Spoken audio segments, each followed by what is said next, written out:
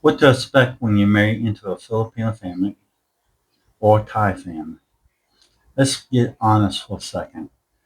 You're in love with a Southeast Asian woman. She's kind, sweet, loyal, maybe even traditional. She treats you better than anyone back home did, and you feel very lucky in life. Now, maybe you're thinking about marriage with her, or maybe you're already married like I am. But here's something a lot of guys don't understand until they're knee deep into the relationship. In this part of the world, whether it's Philippines or Thailand, when you marry the woman, you marry her family also. Not legally, not formally, but culturally, absolutely. And if you're not ready for that, it can mess up a good thing. I lived in Thailand since 2013. I'm married to a wonderful Thai woman named Chachada. We live in a rural village. Life here is slower, more peaceful, and more family oriented. Over the years, I have seen countless foreign men, Americans, Europeans, Aussies, struggle with the exact same problem. So I'm going to walk you through it, and I give you the truth and tell you how to handle it. And I help you avoid the mistakes I've seen so many other men make. So let's get into it. One, the family comes first, always. I repeat, family comes first, always. In the West, independence is the goal. You move out when you're 18. You make it on your own. You're expected to separate from your parents and build your own life. But in the Philippines or Thailand, family is everything. And not just mom and dad. We're talking about grandparents, cousins, uncles, aunties, everyone. It is common for multiple generations to live in the same household. Family obligations don't end when you get married. If anything, they grow stronger. If someone in the family needs help and you're the one who's doing well, then guess what? You're expected to help and step in. And if you're a foreigner, the assumption is you must have money. It doesn't matter if you're on a pension or living frugal. In their eyes, you're from the land of dollars, and that means you're rich. But I didn't marry her brother. You might be thinking, I married her, not her broke cousin or her irresponsible brother. And you're right. You're not obligated to support her entire family. But in her world, helping her family isn't a burden, it's expected. It's a sign of loyalty, love, decency, saying no might seem reasonable to you, but to her it could feel like a betrayal or shame. This is where things get tricky because now you're just not managing finances, you're managing cultural pressures, family emotions, and your wife's internal struggle with tug of war between you and her family. The Bakulan box mindset. In the Filipino culture, there is a thing called the Bak- Bakulan box. It is a big box full of goodies, clothes, electronics sent home by Filipinos working abroad. It is a symbol of success and love. And when the Filipino marries a foreigner, many families see that man kind of like a walking Bakulan box. He represents the opportunity, security, and money. Thai culture doesn't use boxes like that, but that expectations are very similar. Oh, you married a foreigner? You must be doing great now. Nobody says it out loud, but it is often assumed, especially in poor families, and especially if you're generous early on in meeting her family. When it starts going wrong, number four, this is the whole setup that goes off the rails when you start getting guilt tripped into sending money.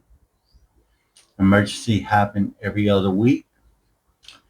The brother who won't work expects a monthly allowance. No one says thank you anymore. They just expect a handout from you. Now, suddenly you're not a husband your financial plan. You become a walking ATM. And here's the hard part. If you don't set boundaries early on before you get serious in relationships, things will become very hard later. The more you give the more resentment builds. You feel used. Your wife feels stuck in the middle, and your marriage starts to crack. Not because of love, because of money and expectations. 5. You're not wrong to set limits within a relationship. Let me be clear.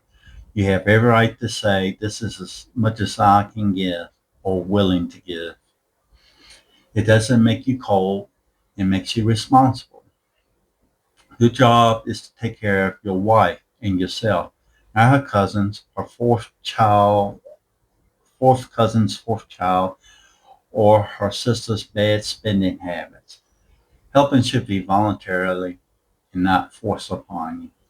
When you draw a healthy boundaries, you're not protecting your wallet. Not just protecting your wallet, you're protecting your marriage. 6. Have the tough conversation early on before it gets to a relationship get too serious. If you're not married yet, this part is crucial. You need to talk honestly about how much she wants to help her family, what are what you are or are not willing to do. What happens when a relative asks for something that is unreasonable? How to make decisions together as a couple when you're married. If you're already married and didn't have these conversations early on, don't panic, but have them now, not after things blow out of proportion. If she's a good woman, and many are, she'll understand. She may feel torn at times, but she'll appreciate your honesty and your leadership and your guidance. 6. Not every Filipino or Thai woman is like that. Now, let's not generalize every Southeast Asian woman into one category. Not every Southeast Asian woman expects you to support her entire family. Some are fiercely independent. Some have already spent years sacrificing for their family, and very, be honest, they're tired of it. They don't want to keep pouring into a bottomless pit. Others, they come from families who are proud and respectful. They might struggle financially, but they never ask or pressure. So don't assume that every request is a scam. Just be a servant and ask yourself, is she open about money? Does she tell you when her family needs something? And when I say need something, I mean truly need emergency or something that seriously happens in circumstances beyond their control. Does she get defensive when you say no? Does she treat you as a shared resource, or that you're like an ATM for a family? How she handles these questions will tell you everything you need to know. So, what I'd like to share now is my Thai sister-in-law. She recently passed away from cancer. And to ease since her family didn't have insurance, I helped pay for the funeral expenses. I paid a lot. I paid just about all the funeral expenses. And I did to ease the burden on the whole entire family, because if I didn't do that, then each family member, brothers, sisters, cousins, and stuff like that would try to chip in money. And sometimes it's not uncommon for people to get a bank loan to try to pay for a funeral. So to ease all that, I paid the funeral, and it was about roughly 1,000 US dollars, 30,000 baht. So it was just easy for me to do. That wasn't expected. It was unforeseen. I mean, knew that she had cancer, but uh, you know, things just don't work out, the way everything people think, because, you know, Thai people, especially live in the village area in the province where I live at, they don't make much money. So that is very hard on them. So what if I can make it easier? Why not? It's not like it happens all the time. It's not like a every day, every other week, incident that happens like that. So when things like that happen, sure, help out. So to get back to what we was talking about, eight, my story. Married to a Thai woman. I moved to Thailand in 2013. I was 41 at the time, but I was dealing with ongoing health issues. Life in the West had worn me down. I was tired. I was American fatigue, as you might call it. And here I found peace. I found purpose. And I found a wife named Chajana. Initially, when I came to Thailand, I wanted to peacefully fade away, but instead, I was blessed with a new beginning. So I'm very thankful for that. My wife, she is kind, caring, never married before, no kids, just a big heart, a strong sense of duty. And when she got serious, I was upfront. I'm not here to fund your whole family. I'm here to help out and help them in true emergencies. But we need to build a life first.